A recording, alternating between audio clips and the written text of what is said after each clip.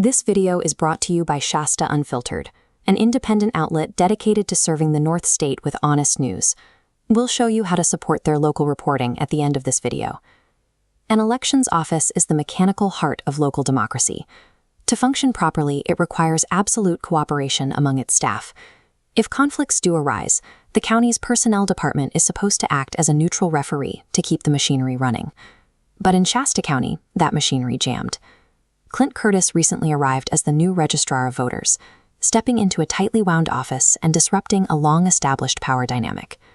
Veteran employees, long aligned with the previous management, responded with a series of quiet disruptions.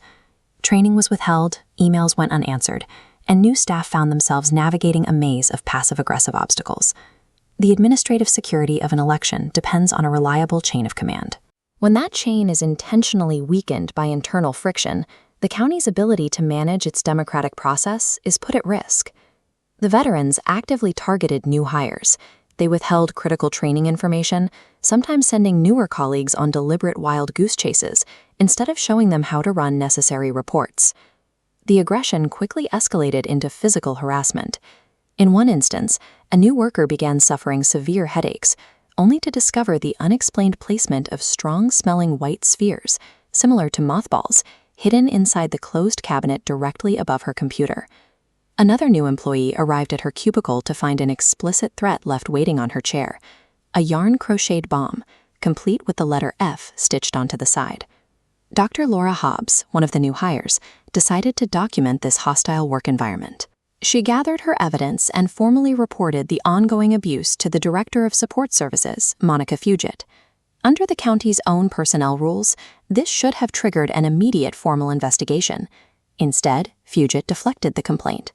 She acknowledged receipt, but told Hobbs to go talk to Curtis, effectively washing the HR department's hands of the situation.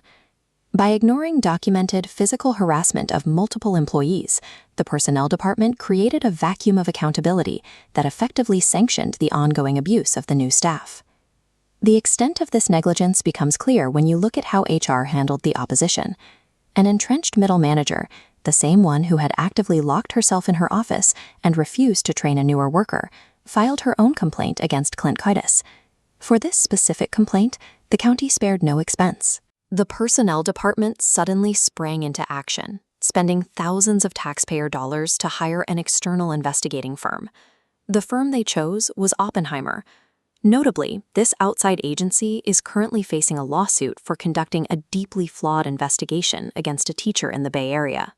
This diagram illustrates a massive imbalance in how facts were weighed in the Oppenheimer probe.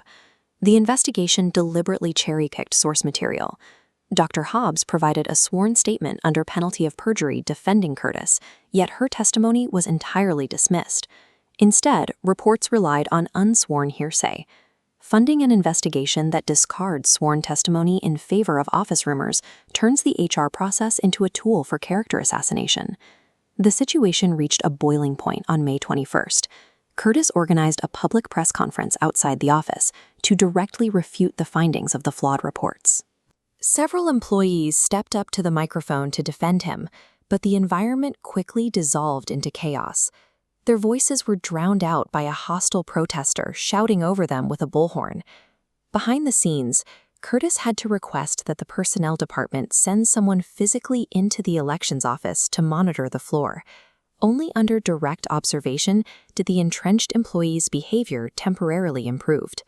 This disparity in how complaints are handled leaves the personnel department vulnerable to charges of bias, casting a shadow over their role as a neutral arbiter for county employees. When an institution designed to protect employees is instead weaponized for internal political vendettas, honest local government workers are left without an advocate. Exposing this level of local dysfunction requires dedicated, independent journalism. Shasta Unfiltered is committed to bringing you the truth, whether it's investigating the elections office scandal or exploring the uncertain future of North State landmarks like the Reading Civic Auditorium.